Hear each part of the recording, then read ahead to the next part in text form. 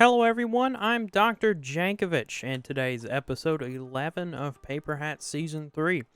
Today I've got a fun project to do, and no, it is not the brown mushroom forest over there. I am still planning that one, learning from my mistakes on this side to make this side even better. No, today we have a project that has been in the works for a very long time. We are going to renovate the basement of that chalet over here. So, before I really get into that, we have one really important thing to attend to. That is right, we need to add on to the diamond pile. Since the last episode, I have taken the liberty of going on a few mining sessions. Not very serious ones, as you can see. We only have a couple stacks of diamonds almost, so we'll see how many blocks that gets us. Looks like just 13 blocks, but that is definitely more than 0, so let's add this to the pile. Look at that. That is a serious diamond pile. The next thing we need to do is take all this redstone deep slate ore and take it on over to the industrial district and cover that island. As I come through the industrial district here, I see a couple of signs. Let's see. Moss farm, no bone meal. Okay, so we're farming moss. Melon and pumpkin farm, normal wood. That will be very useful. Villager crop farm tower. Now that is awesome. And cobble generator. Just to be clear, I did not put these signs here, so these won't be my builds. I suspect it was Siphon, who just recently started playing after his laptop broke and he got a new PC.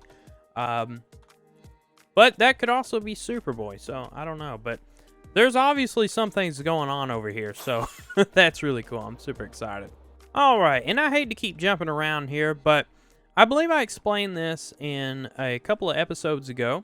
This is an island just off the industrial district. I'm trying to cover it in as much redstone ore as possible. I started this mound over here, but I thought it would look really cool if we started to actually cover it. And I've got about 4.5 stacks. Well, let's see how much we can cover with this. So I think it's pretty safe to say that 4.5 stacks of redstone ore doesn't look that impressive, really, when it's stretched out across this island. I didn't care. I didn't cover very much at all. But there's a lot more mining to be done, and I love mining. So hopefully by the end of the season, I can at least get one layer across. All right, so let's take a moment, head back to the base, and let's get organized for today. So as I come out of the portal here, I'm reminded of something. Superboy came over here kind of in a strange way the other day. He was just kind of hanging out over here. I guess he was kind of bored. But at the beginning of the season, I talked about wanting cows at my base. And to be honest with you, this is not something I've talked about much because it really makes me look lazy. But, you know, obviously this is a jungle and we're out in the middle of nowhere. So getting a cow up here actually is something I didn't really want to do. But then again, I really wanted cows. But long story short, I procrastinated so much that Superboy came over here and helped me out. We've got Bessie and Bull Gates, which are two fantastic names for cows. So huge appreciation for Superboy there.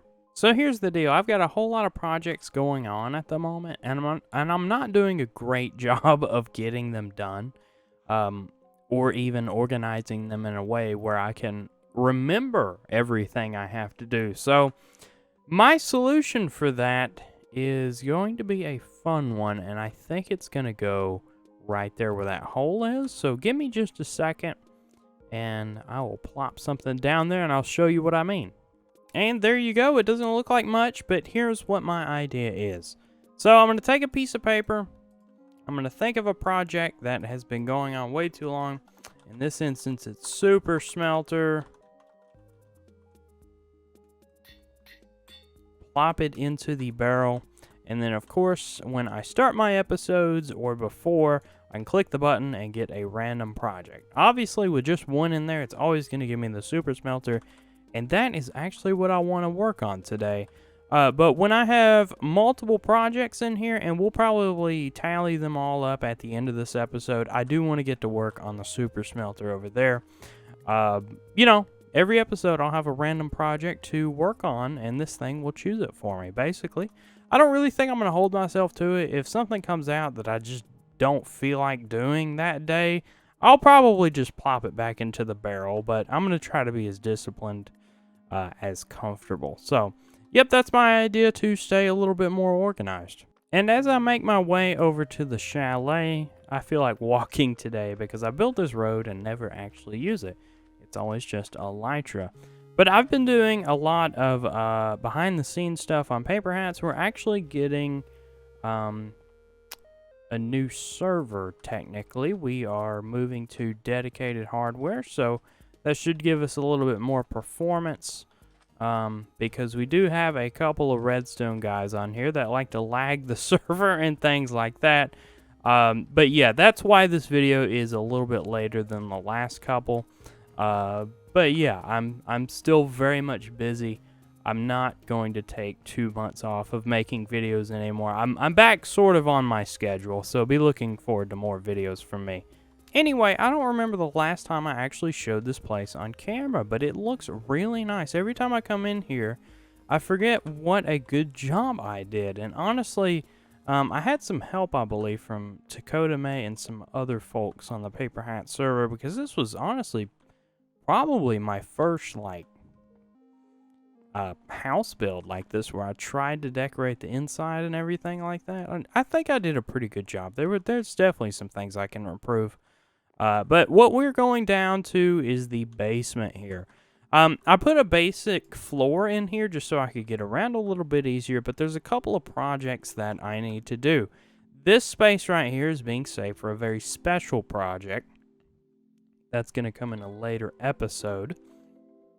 And it's really not going to be functional at all. It's going to be purely decorative, and those are always fun. But what we're looking at today is this wall here. It looks absolutely insane over here. I'm not really sure what I did. Maybe I was pillaring up and things to patch the floor in, stuff like that. But I'm going to clear out some space. We're going to build a big super smelter here. I've got some really cool ideas to make it work and make it look good while it's doing a good job. So I think first things first, let's clear out a big space for redstone as much as I can. And we'll just make sure it's all spawn proofed and then fill it in.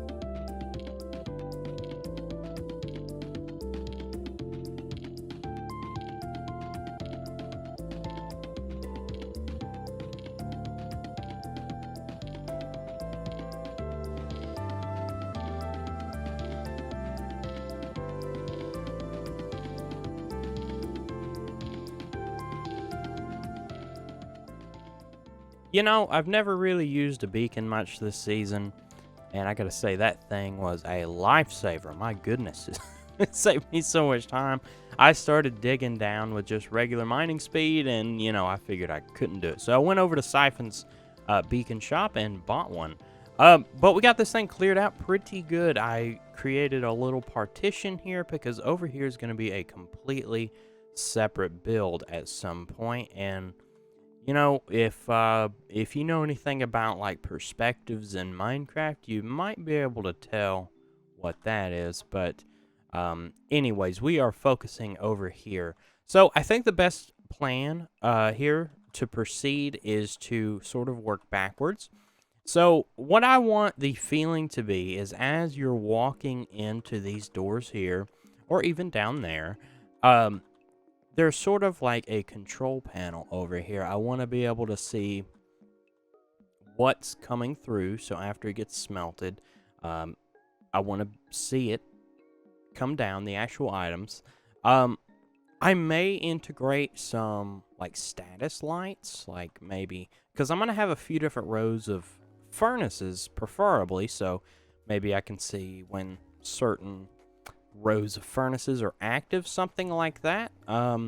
So I'm just gonna design the, I guess you could say the face plate or the front panel here. I'm gonna go ahead and design that. All the input, output chests, fuel, everything like that. I'm going to go ahead and design that, and then we're going to work backwards. If things need to change, we can change them, because I know sometimes you plan for something, you get into building it, and then it just does not work. So we'll work through those challenges, and we'll get this thing built.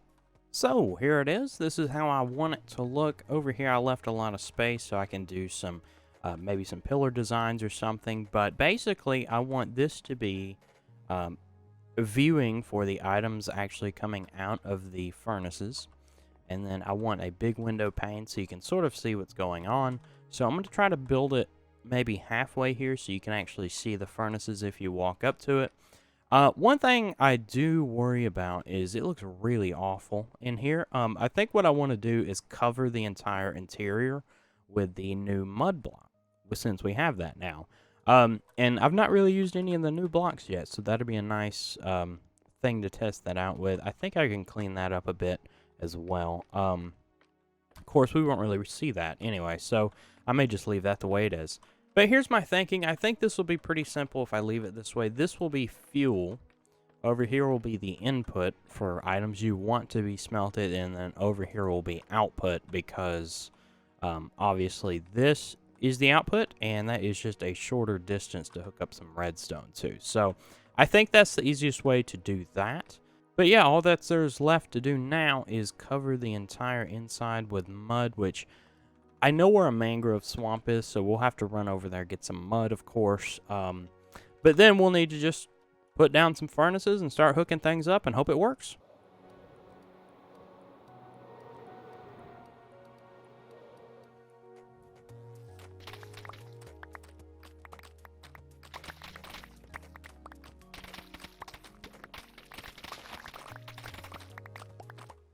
I've been at this for a while, and I think it's going to work. Now, I love the new mud block. It's honestly like a darker, tough block, kind of. I don't think it's quite the same texture, but it is a lot darker, and it's got the same feel to it. But yeah, it looks great so far. This I was going to leave here just for a little more texture, but I've got to fill in the ceiling. I actually almost ran out. I'm not sure if I'm going to have enough. And I am sort of out of time here because I'm about to go live over on Twitch.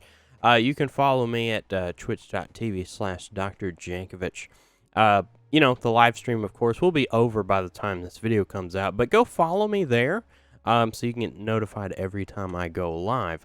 But the plan is to, on that stream, get the ceiling covered with this mud and then go ahead and start building the furnaces. So my plan for the actual furnace array is to have 4 rows of 8. That'll make 32 furnaces. So we should be able to do an entire stack of items in a minute, I believe, because it takes one item 30 seconds to smelt times 32. So every 30 seconds we're smelting 32 items. Therefore, a minute is 64 items. So that's as quick as I really need it to be. Honestly, I don't smelt much, and I'm not really sure why I'm building this, to be honest with you, but if there's a chance to have a super smelter at my base, I need to do it, just in case. Anyways, I'm going to go ahead and get started on this, and I will see you when it's done. I'm going to hopefully have a lot of footage to create a nice little time-lapse for you. If so, you will see that here.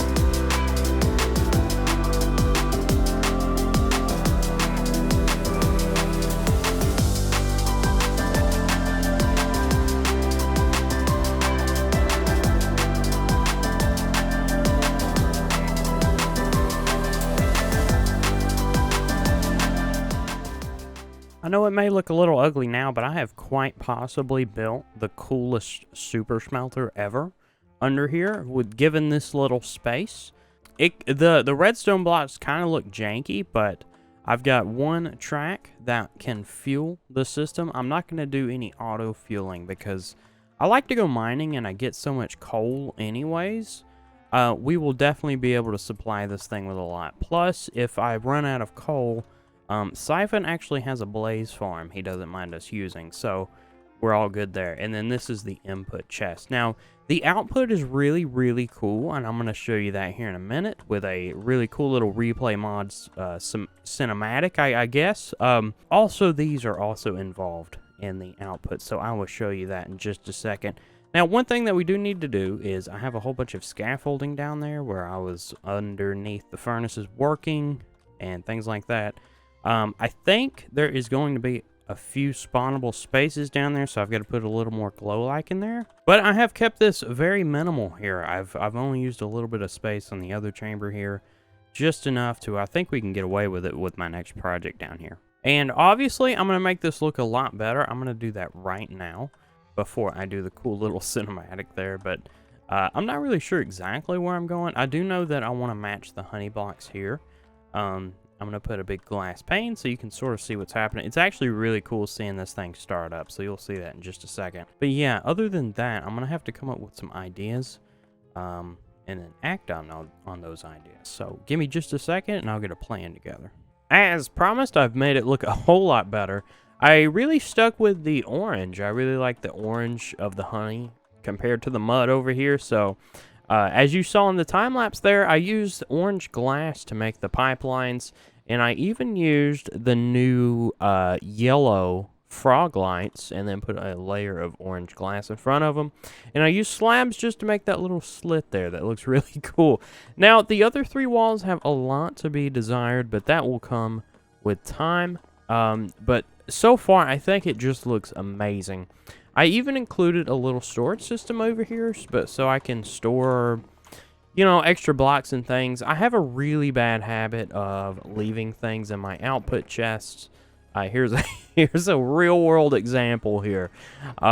So I figured I'd put this over here in case I need to quickly store something if that eventually gets full or something. You know, it's just you can't have too much storage, to be honest with you. That's why I put that there. And don't just take my word for it.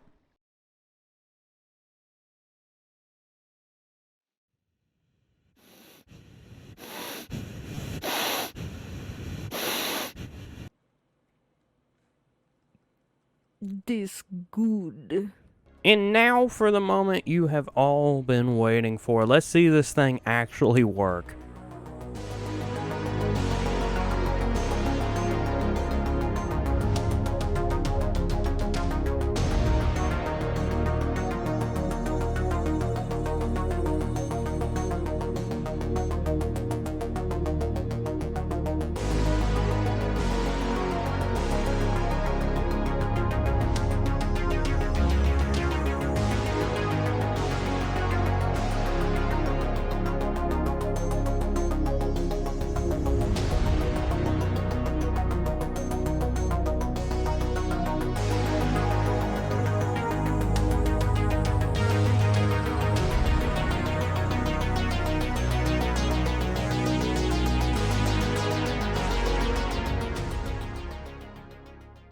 In between clips there, I went over here to my original storage system just to get a head start on the cleanup from that project over there at the super smelter room, or the smeltery, rather. I'm trying to say that word instead of super smelter. It just sounds better. And I had a really good idea, I think. I think those extra chests in there, I am going to store all of my smeltables. So I've got them laid out here. I've got a 3x3 in there. So the bottom 3 chests, actually, let me just fly over there and show you. Here we are. Why talk in riddles when I can just show you? So here's what I'm thinking. The top 3 will be my ingots, the things that I can smelt. Iron, copper, gold. And I don't think there's really anything else except netherite. And I'm not going to have enough of that to need a storage chest, so I'm just going to keep that in my treasures box back over there. And then, of course, I have the stuff that you can mine, so lapis, coal, and redstone. Lapis you'll never need to smelt, so that kind of doesn't make sense, but it goes with the whole resource collection theme.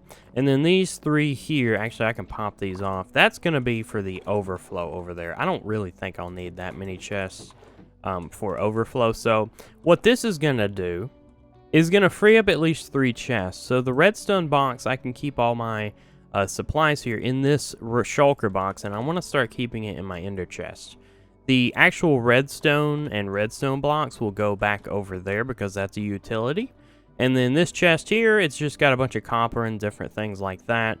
I can find a new place for these building blocks somewhere else here. But the reason I want to save as many barrels as I can here is because this wood box is really getting overflowed. It has so many different wood types. I've had to keep them in shulker boxes, and it's really not working out. So if I can have a few boxes dedicated to oak, spruce, and dark oak, I think those are the 3 I really have trouble with because I build with those a lot. That is going to be... Huh. Wow, that was really weird. I lost internet there for just a second, I believe. But if I can have those dedicated boxes for spruce, oak, and dark oak, I believe, that is going to be such a huge help of keeping this one from being overflowed so much. I realize this video is getting really long, so I'm going to go ahead and wrap it up here. But I did want to run some things through the smelter here. I had a whole bunch of gold ore I just fortuned up. And we can see here that it is coming through very nicely. I love this idea. I saw it somewhere. I can't remember exactly where. But somebody had this connected up to a farm, and you could see the drops that went down. And I knew I needed a super smelter, so I figured I would incorporate this. It turned out better than I thought. I thought it would kind of slosh over to the edges here and kind of slide down there, but that block up there perfectly aligns the items right where I wanted them. And an unintended thing of doing this is I believe the items actually catch between the 2 hoppers, so those get picked up a little bit quicker. And then the redstone was kind of janky to get them to go up, down, back up again, and then into these chests. But you can see items are just absolutely pouring out. This was a really fun build. I haven't sat down and designed redstone in a really long time, so I had a lot of fun with this. I hope you like it. Let me know what you think of my design here, visually and functionally. It works like a charm. This is the best super smelter I've built thus far. All the previous super smelters had their quirks, but this one so far is working perfectly. And I've actually let other people use it as well. So I figured I would have gotten yelled at if it didn't work perfectly. So I'm going to wrap up this video. I know it's about 25 minutes long. That's a little bit longer than I usually make videos for, excluding the last one, which was a Halloween special. If you haven't hit the like button just yet, I do encourage you to do so. It absolutely helps me out with the YouTube algorithm. And if you like what you see and you're interested in seeing more, I do encourage you very much to hit that subscribe button so you get notified every time I upload a video, hopefully. Guys, thanks so much. I will see you next time on episode 12 of Paperhats Season 3. It has been a blast.